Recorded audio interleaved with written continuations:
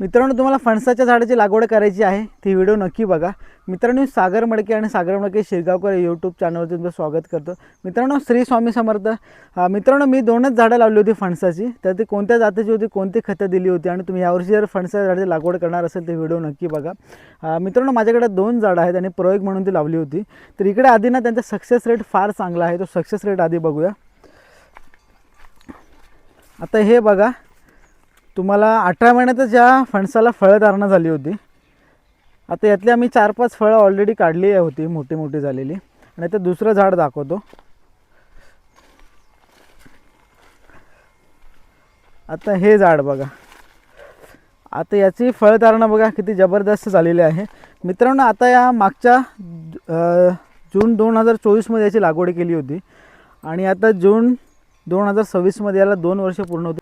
हे Vietnam super early जातीचं झाड आहे।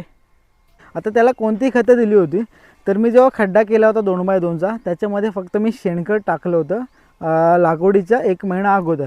त्याच्यानंतर लागवडीच्या वेळी मी सिंगर सुपर फॉस्फेट आणि निंबोळी पेंट टाकली होती आणि जे फंगीसाइड पावडर येते ती पावडर टाकली होती।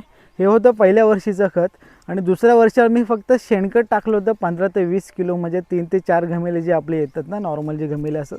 मित्रांनो, ही उपाययोजना मी केली होती फणसाच्या झाडासाठी आणि त्याचा जबरदस्त फायदा मला झाला। तुम्ही त्याचा रिझल्ट बघितला असेल, तर तुम्ही जर फणसाच्या झाडाची लागवड करणार असाल तर ही उपाययोजना नक्की करून बघा, तुम्हाला चांगला सक्सेस रेट भेटेल। श्री स्वामी समर्थ।